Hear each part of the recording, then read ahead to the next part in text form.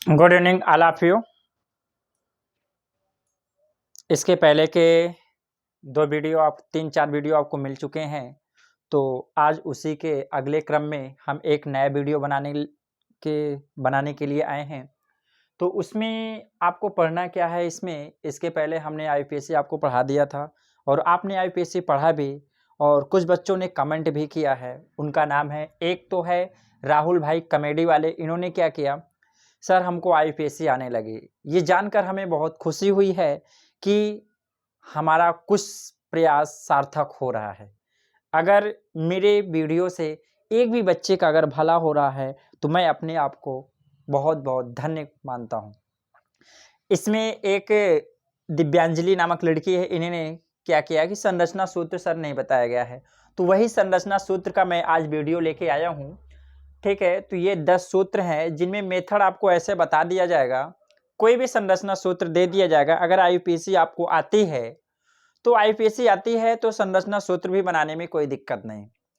और कक्षा 10 में जो बोर्ड एग्जाम होता है उसमें साइंस में आपकी आईपीएससी भी पूछी जा सकती है और संरचना सूत्र भी पूछा जा सकता है। दोनों पूछा जा सकता है, दोनों में से कोई एक पूछा जा सकता है।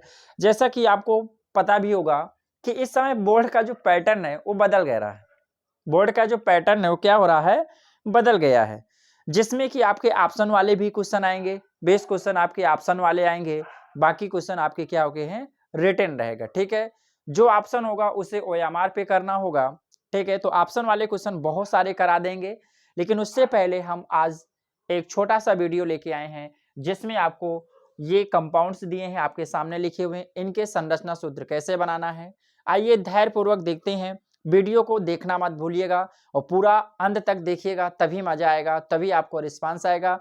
और जब भी वीडियो आप देखें तब कॉपी पेन कलम ले करके बैठिए और लिखना जरूर प्रयास कीजिएगा। साथ ही साथ लिखने का प्रयास भी और समझते की करिए, इससे आपका दिमाग भी कंसंट्रेट हो और काम भी बढ़िया से होगा। ठीक है, तो आइए चलते हैं। आप लोग इसी प्रकार कमेंट करिएगा तो आपका नाम भी इसी प्रकार लिया जाएगा। जो भी आपकी प्रॉब्लम होगी सारी प्रॉब्लम को सॉल्व किया जाएगा। तो आइए चलते हैं आज की अगली कड़ी में हम संरचना सूत्र बनाने के लिए। तो आइए देख लेते हैं। जैसा पहला क्या दिया है, मेथेन दिया है। तो पहला जैसे आप उसमें आईपीएससी नाम बनाते थे तो उसमें कार्बन की संख्या लिखते थे, तो यहां भी कार्बन की संख्या ही सबसे पहले लिखेंगे। तो मेथ है, मेथ का मतलब एक होता है, मेथ का मतलब एक होता है, तो एक होता है तो एक कार्बन बनाएंगे। अब इसमें एन का मतलब होता है सिंगल बंध होता है, तो इसमें सभी सिंगल बंध लगेंगे। क्या लगेंगे, सिंगल बंध। अब यहाँ तो पता नहीं क्या जुड़ेगा, तो भैया आपको यहाँ कुछ नहीं जोड़ा, सिर्फ और सिर्फ हाइड्रोजन जोड़ देना। क्या जोड़ देना है, हाइड्रोजन जोड़ देना है। तो ये हाइड्रोजन, ये हाइड्रोजन, ये हाइड्रोजन, ये हाइड्रोजन आपका जुड़ जाएगा। ये आपका इसका बन गया संरचना सूत्र। इसे दूसरी भाषा में लिखेंगे CH4, जो आपका मेथेन होता है। आई होप आपको समझ में आया होगा। ठीक है, आइए अगली कड़ी में अगला देखते हैं। दूसरा नंबर है एथेन। पहला आपका सेवा समाप्त। दूसरा एथेन, एथ का मतलब होता है दो, एथ का मतलब दो होता है, तो दो कार्बन करिए, ये कर लिया। एन का मतलब सिंगल बंध होता है, भाई कार्बन कार्बन के बीच में सिंगल बंध रहेगा। अब इसकी बैलेंसी पूरा कर दो। कार्बन की संयोजकता 4 होती है तो इसकी 4 बैलेंसी होगी। जब 4 बैलेंसी होगी तो इसके 4 हाइड्रोजन जुड़ेंगे, सॉरी हाइड्रोजन जुड़ने चाहिए। तो एक बैलेंसी तो ये पूरा कर रहा है और इसको 3 हाइड्रोजन चाहिए, तो CH3 यहाँ भी जोड़ देंगे और CH3 यहाँ भी जुड़ जाएगा। तो इस प्रकार से ये बन जाएगा CH3। इसे दूसरी भाषा में आप लिख सकते हैं C सिंगल बंध C। इसमें 3 हाइड्रोजन आपको सिंगल बंध से लगा सकते हैं, इसमें भी 3 हाइड्रोजन आप सिंगल बंध से क्या कर देंगे, लगा देंगे। तो ये आपकी संरचना सूत्र दूसरी भी क्या हो जाएगी, कंप्लीट हो जाएगी। ठीक है, तो आइए अगला देखते हैं।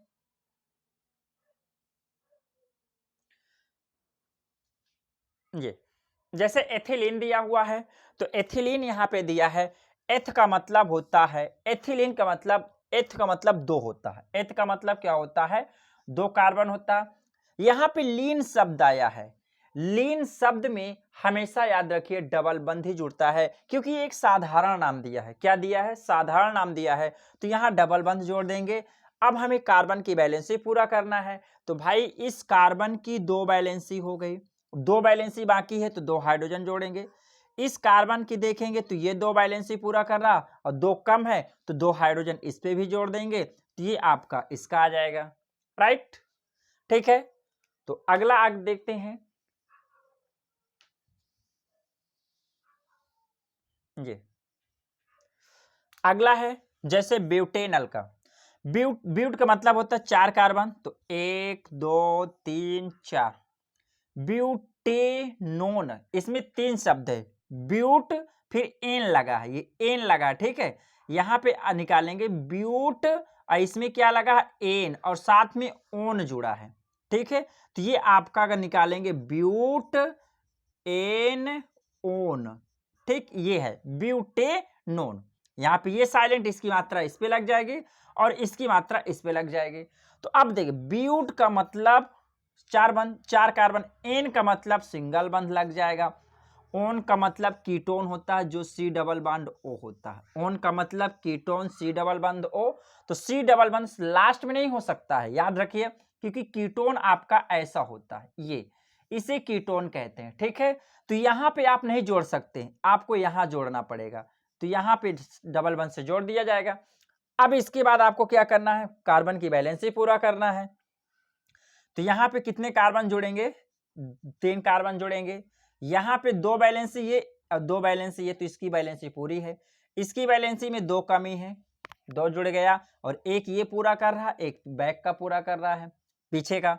अब इसके लिए आपका एक ये पूरा कर रहा और 3 आपकी जरूरत पड़ेगी, तो ये आपका ये हो जाएगा, ठीक है।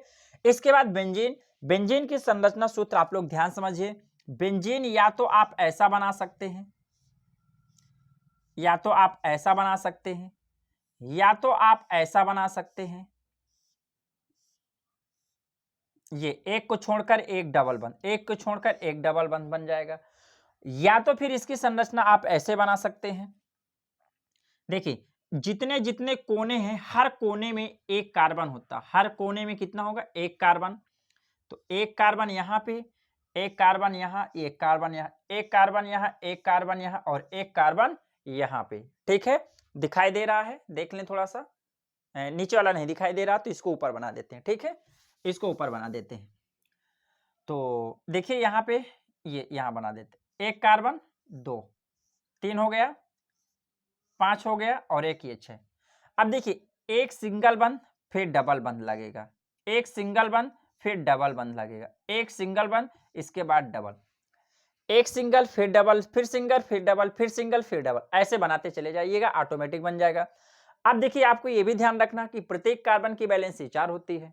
तो अब देखिएगा कार्बन यहाँ क्या है, एक है, यहाँ सॉरी एक कार्बन है, तो इस पे वैलेंसी 3 ये पूरा कर रहा है और एक हाइड्रोजन की कमी हो गई तो हाइड्रोजन जोड़ देंगे, एक वैलेंसी कमी हो तो हाइड्रोजन ही जुड़ेगा हर बार।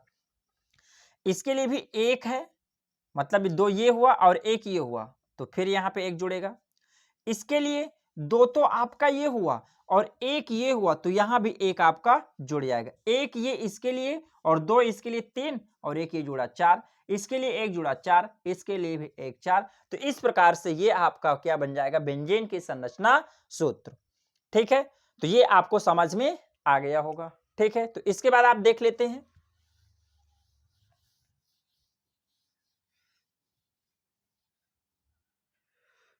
नेक्स्ट आइएगा। तो यहां आप कह रहे हैं 2 मेथिल प्रोपेनल, देखिए ये आपका प्रेफिक्स है, आपको रूट वर्ड सबसे पहले पहचानना है कि रूट वर्ड है कहां, तो प्रोप है, आपको याद होगा सीधे, प्रोप का मतलब 3 कार्बन, तो 1 2 3 कार्बन, इसमें एन लगा है मतलब सिंगल बॉन्ड, प्रोपेन, आल लिखा, ऑल, आल का मतलब एल्कोहल होता, आल का मतलब एल्कोहल और एल्कोहल होता OH, जो कि कहां जुड़ेगा, एक पहले कार्बन पे, पहले दिया ही, इसका मतलब होता पहले कार्बन पे जोड़ना। तो चाहे इसको पहला मानो चाहे इसको पहला मानो, भाई चाहे जिसको पहला मान लो, अगर इसको हम पहला मान रहे हैं तो हमने ये OH यहाँ पे लगा दिया, राइट। अब देखिएगा इसके बाद कह रहा है 2 मेथिल, तो 2 मेथिल है तो दूसरे कार्बन पे मेथिल जुड़ा है, तो पहला कार्बन दूसरा कार्बन, इस कार्बन पे क्या जोड़ देंगे, मेथिल, मेथिल समूह ये होता है। अब बाकी कार्बन की वैलेंसी पूरा करेंगे, तो यहाँ पे कितना लग जाएगा, 3, क्योंकि 1 और 3 1 4 हो जाएगा, तो ये 4 बैलेंसी पूरा। इसकी देखेंगे 1 बैलेंसी, 2 बैलेंसी, 3 बैलेंसी, तो 1 कम हो गया, CH लग जाएगा। यहाँ पे एक ये पूरा कर रहा है, एक ये पूरा कर रहा है, 2 की जरूरत पड़ेगी तो यहाँ पे क्या लग जाएगा, CH2 लग जाएगा। राइट, समझ में आ गया होगा। नेक्स्ट देख लेते हैं, ये आपका हटा दिया जाए। एस्टिक अम्ल, एस्टिक अम्ल का आपको पता होना चाहिए कि एस्टिक अम्ल होता है CH3COOH, ये इसे एस्टिक अम्ल कहा जाता। क्या कहते हैं, एस्टिक अम्ल कहा जाता। यहीं पे और मैं कुछ आपको बता दे रहा हूं, ठीक है। एस्टिक अम्ल, अगर आपसे पूछे फार्मिक अम्ल, पूछे क्या पूछे, फार्मिक अम्ल भी पूछा जा सकता है। तो फार्मिक अम्ल जो कि चींटी में पाया जाता, फार्मिक अम्ल कहाँ पाया जाता है, चींटी में पाया जाता। फार्मिक अम्ल कहाँ पाया जाता है, चींटी में पाया जाता। ठीक है, जब चींटी काट लेती है, डंक मार देती है, तो आपको जलन होती है, तो वो कौन सा अम्ल छोड़ती है, फार्मिक अम्ल छोड़ती है। ठीक है, इसी प्रकार आपका ये जो क्या है, एस्टिक अम्ल कहाँ पाया जाता है, सिरका में पाया जाता। कहाँ पाया जाता है, सिरका में एस्टिक अम्ल पाया जाता है। तो अब देखिए फार्मिक अम्ल का जो सूत्र होता है वो HCOOH होता है। क्या होता है, HCOOH होता है। यही एक फार्मूला और देख लो, एल्डिहाइड का देखा जाए, एसिटेल्डिहाइड, फार्मेल्डिहाइड। एसिटेल्डिहाइड, एसिटेल्डिहाइड का जो सूत्र होता है वो क्या होता है, CH3CHO, एसिटेल्डिहाइड होता है। यहीं पे अगर फार्मेल्डिहाइड की बात करें, किसकी बात करें, फार्मेल्डिहाइड, तो फार्मेल्डिहाइड की अगर बात करेंगे तो HCHO होता है। क्या होता है, HCHO, ये आपका फार्मेल्डिहाइड होता है। ठीक है, तो ये सारे सूत्र आप लोग याद करेंगे, क्योंकि सारे सूत्र आपके ऑप्शन में पूछा जा सकता है। आपका जो 20 नंबर के ऑप्शन होते हैं, तो इसी प्रकार से क्वेश्चन आपको बनाया जा सकता है। राइट, खांसी बीच बीच आ जाती भाई। अगला देखते हैं, 2 हाइड्रॉक्सी प्रोपेनोइक अम्ल। देखिए यहाँ पे प्रोप आया है, तो प्रोप का मतलब होता है 3 कार्बन। प्रोप का मतलब 3 कार्बन, प्रोपेन, एन लगा है, प्रोपेन, तो प्रोपेन बनता है, तो एन है, एन का मतलब सिंगल बंध लग गया। ओइक, ओइक का मतलब होता है COOH होना चाहिए। ओइक का मतलब COOH, और याद रखना जहां ओइक आता है वो कार्बन भी काउंट होता है, अर्थात यही आपका COOH बनाना पड़ेगा। राइट, ये बन गया। अब क्या है, 2 हाइड्रॉक्सी है, तो पहला कार्बन अगर ये मानेंगे तो दूसरा कार्बन आपका ये होगा, क्योंकि पहला आपको इसे मानना पड़ेगा, क्योंकि कार्बन की काउंटिंग उधर से करते हैं जिधर से क्रियात्मक समूह नजदीक होता है। तो इस क्रियात्मक समूह में एक कार्बन जरूर दिया है, तो ये तो आपको दिमाग में बैठाना पड़ेगा। तो एक कार्बन ये, दूसरा कार्बन ये, और यहाँ पे हाइड्रॉक्सी का मतलब होता है OH। हाइड्रॉक्सी का मतलब क्या होता है, OH होता है। तो यहाँ पे आप क्या जोड़ देंगे, OH। बात समझ में आई। तो ये आपका 2 हाइड्रॉक्सी प्रोपेनोइक अम्ल का हो गया। बैलेंसी आपको पूरा करना, इसमें कितने हाइड्रोजन लगेंगे, 3, मैंने आपको बता चुका है। 1 2 3 जुड़ा और 1 की जरूरत पड़ेगी तो क्या हो जाएगा, 4। ये भी आपको समझ में आया। एक बचा है प्रोपेनाल्टो। प्रोपेन का मतलब होता 3 कार्बन लग जाएगा, प्रोप, एन का मतलब सिंगल बंध लग जाएगा, ऑल, ऑल का मतलब एल्कोहल हो भी दूसरे कार्बन पे, तो पहला इसे मान लें, दूसरा इसे मान लें, तो यहाँ पे क्या लग जाएगा, OH, और यहाँ पे आपका CH3, यहाँ भी आपका CH3, और यहाँ पे क्या लग जाएगा, CH।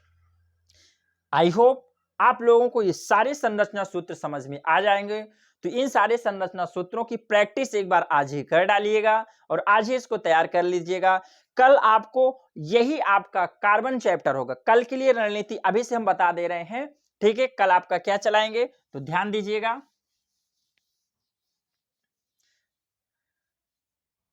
तो कल आपका क्या चलेगा, याद रखिए, कल के लिए जो आपका टर्म होगा उसमें हम इसी का चौथे चैप्टर का केमिस्ट्री में जो चौथा चैप्टर है कार्बन है, कार्बन के इंपॉर्टेंट क्वेश्चन, जो मोस्ट इंपॉर्टेंट प्रश्न होंगे, जो आपके बोर्ड एग्जाम में सबसे ज्यादा पूछे जाने वाले होंगे, वो सारे प्रश्न हम कल कराएंगे।